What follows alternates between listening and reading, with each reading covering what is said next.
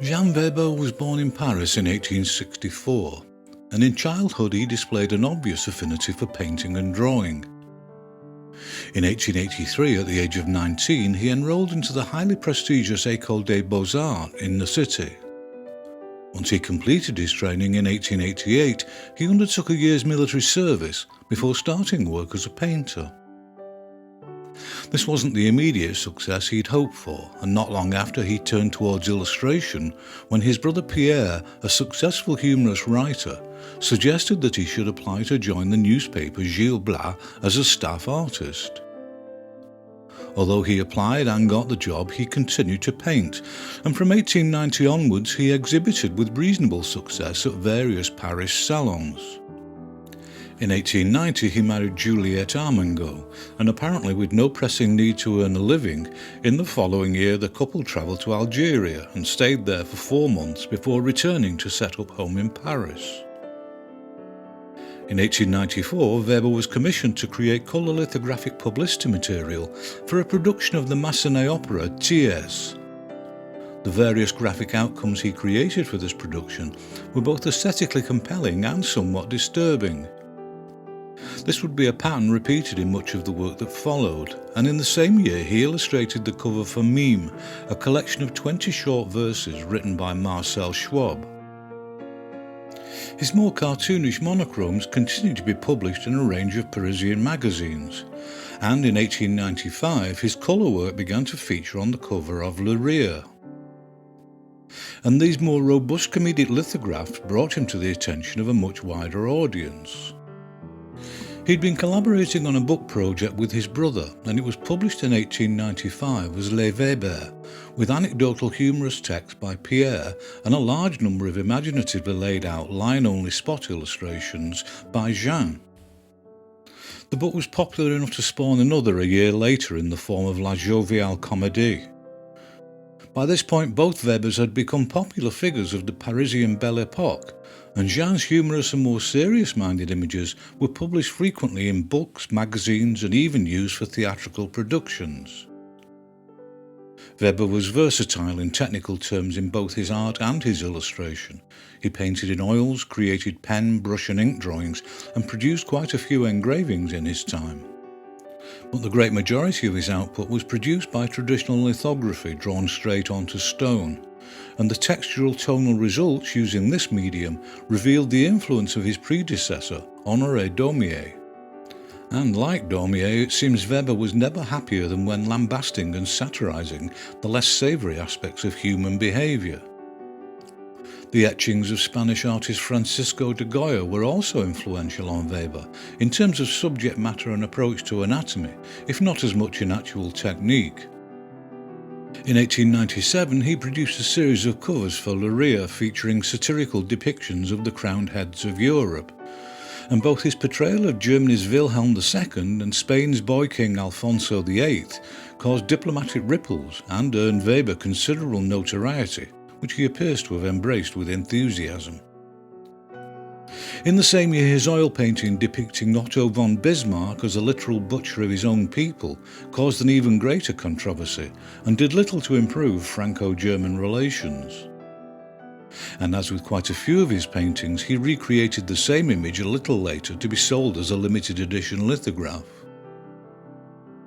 In 1898, Le Rire also published Weber's satire of a tour undertaken by Kaiser Wilhelm, in an edition given over to his less than flattering satires of the German Emperor.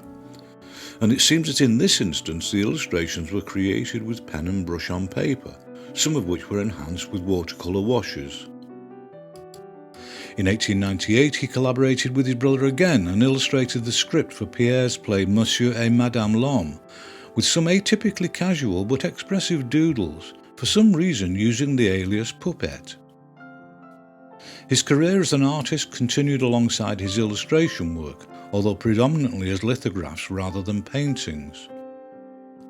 But a couple of years earlier he'd created a sinister oil painting, L'Homme aux Poupées, inspired by a story by Jean-Louis Renaud, and in 1899 he illustrated the whole book with a series of equally disturbing monochrome lithographs of memorable intensity. As the 19th turned to the 20th century, Weber continued to successfully exploit all aspects of his formidable creativity and satirical insight. And alongside his prints, he published quite a few more gently absurd and broadly comical illustrations in magazines. In 1901, it was Britain's turn to come in for some particularly unflattering treatment from Weber. In that year, he created a scathing image to commemorate the death of Queen Victoria, and he followed this merciless condemnation with a series for L'Assiette au Beurre concerning the Second Boer War in South Africa. He exposed Britain's less than civilised treatment of the enemy, particularly in the use of concentration camps, and Lord Kitchener's frequently brutal battle strategies. He was no great admirer of the new King Edward VII either, and among several other unflattering portraits, he memorably depicted Edward as the large and ugly backside of Britannia herself. But he wasn't particularly partisan in his choice of targets, and France's own shortcomings and transgressions at home and abroad were also pilloried in many of his illustrations. Government, law, the Church and the French Empire all came in for their fair share of contempt and scorn. And it was around this time that his series of caricatures of prominent Parisian surgeons and doctors was published. And predictably this series didn't win him many friends either.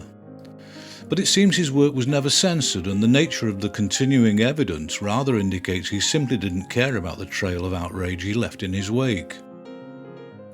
He also produced quite a few monochrome and colour lithographs which focused on the lives of those at the bottom of the social order.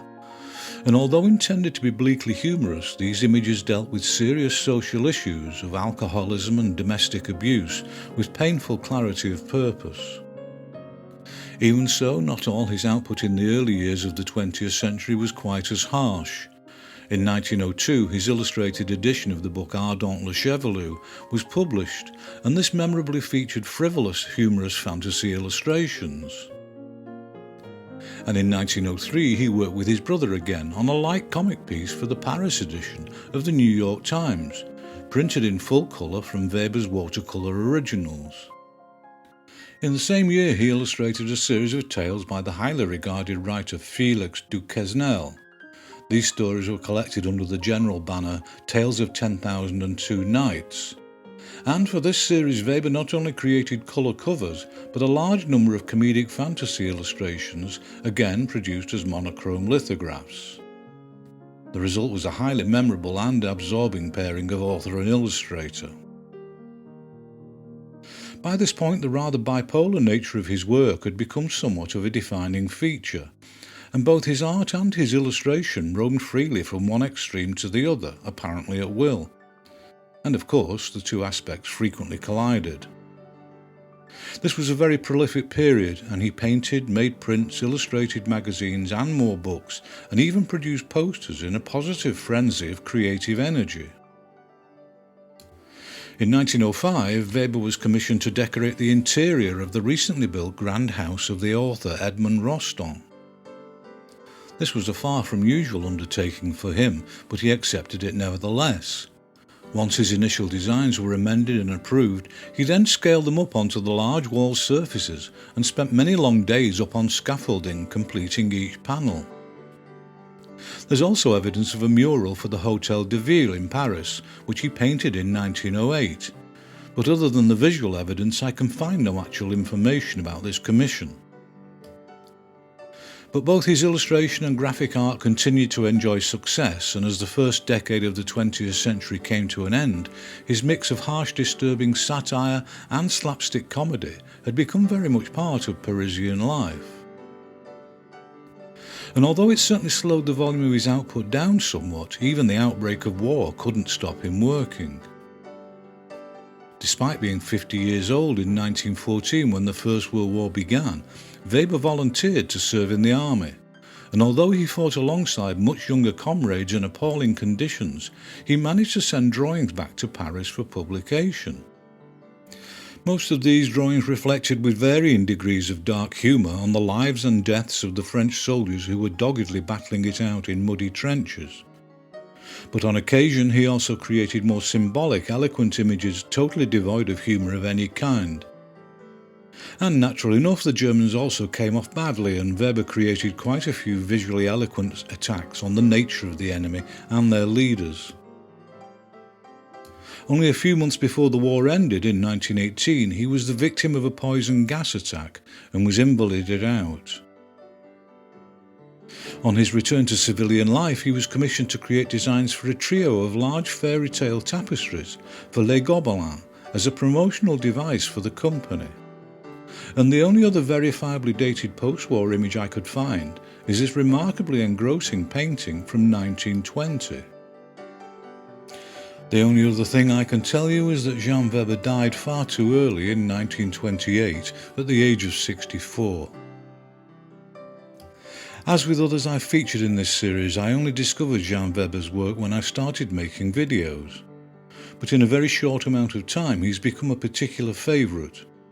And I hope this video has gone some way to widening an appreciation of the iconoclastic and sentimental application of his formidable graphic talent.